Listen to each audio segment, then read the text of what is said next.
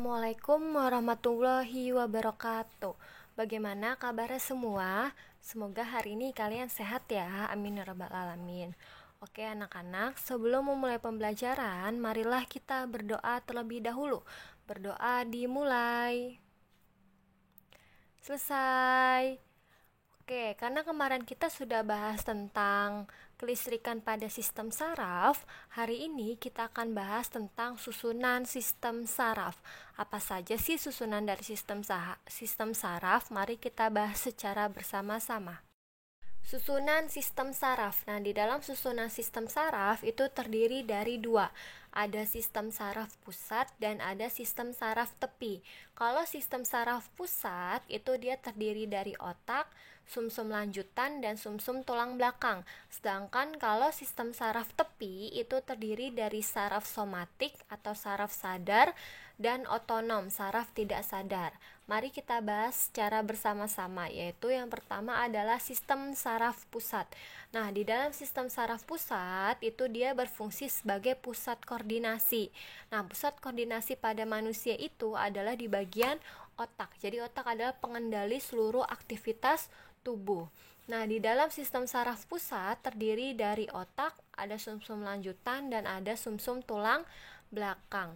Oke, kita bahas yang pertama adalah otak. Nah, di otak itu terbagi menjadi 3.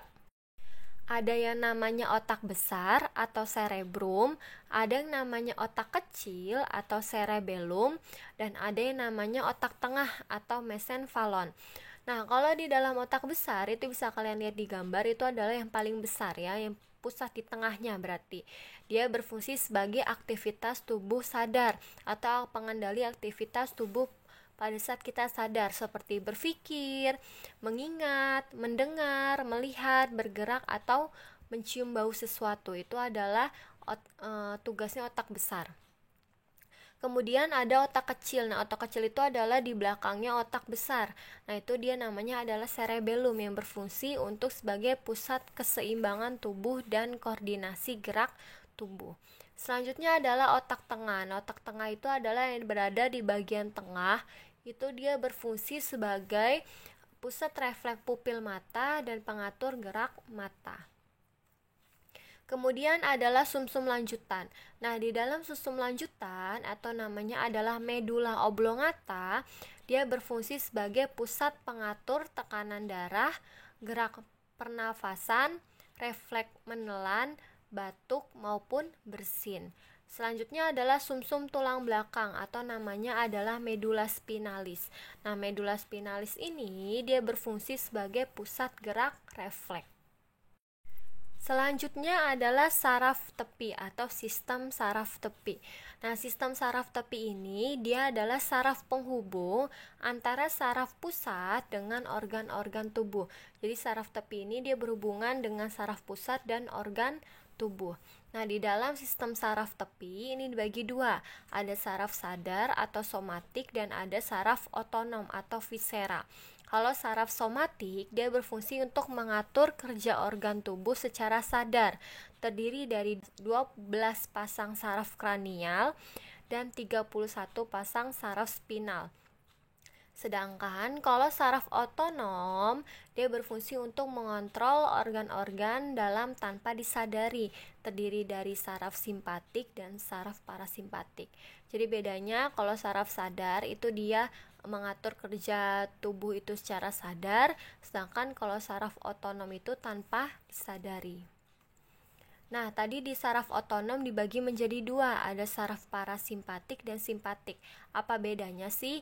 Nah, kalau di saraf parasimpatik itu dia berlawanan kerjanya dengan simpatik. Kalau di parasimpatik dia memperkecil pupil, sedangkan kalau simpatik dia memperbesar pupil. Selanjutnya kalau di bagian jantung dia itu melambatkan denyut jantung, kalau di bagian simpatik adalah meningkatkan kerja jantung. Dan selanjutnya bisa kalian lihat di gambar ya. Oke, selanjutnya adalah jenis dari sel saraf.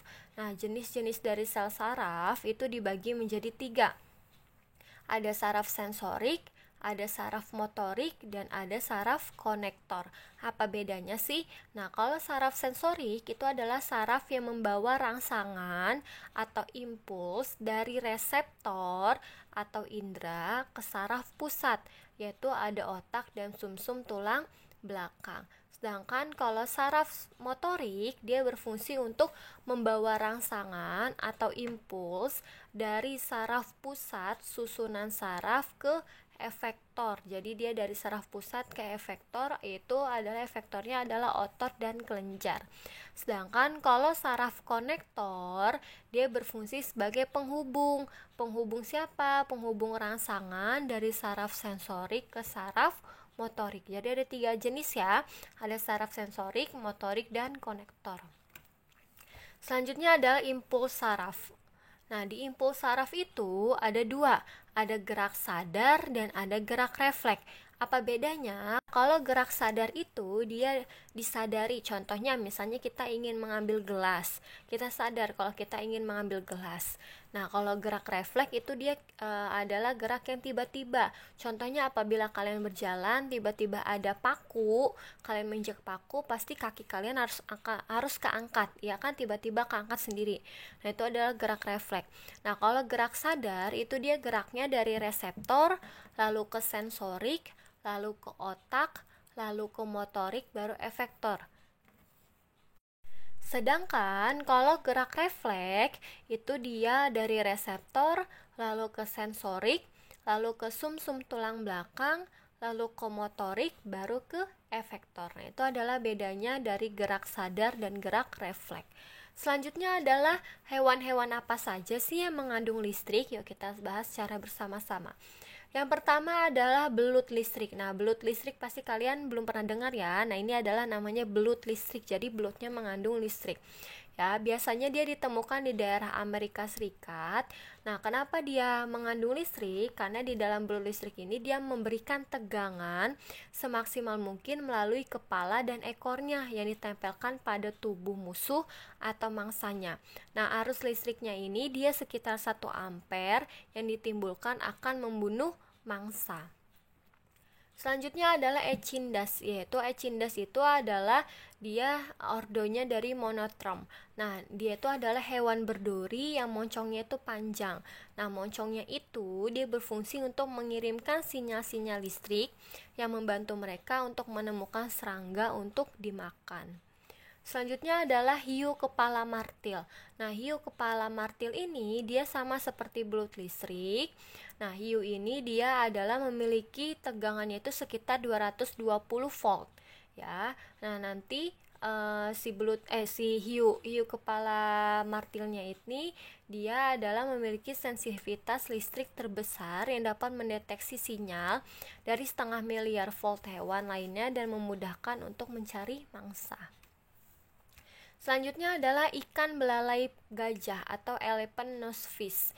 Ya, nah hewan ini tuh biasa ditemukan di Afrika Barat dan Afrika Tengah. Nah, hewan ini tuh dia menghasilkan listrik yang terletak pada bagian ekornya.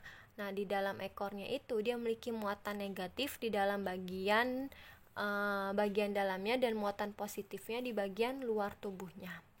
Selanjutnya adalah ikan pari. Nah, ikan pari ini dia itu memiliki listrik sebesar 220 volt. Nah, nanti si bagian listriknya ini dia itu adalah dilihat dari si parinya itu untuk berenang ya. Nanti dia akan mengeluarkan senjata atau mengeluarkan listriknya jika ada musuh yang mendekatinya. Oke, mungkin cukup sekian untuk susunan sistem saraf. Silakan dibaca kembali dan dicatat materinya dan dikerjakan tugas yang diberikan. Kurang lebihnya mohon maaf. Wassalamualaikum warahmatullahi wabarakatuh.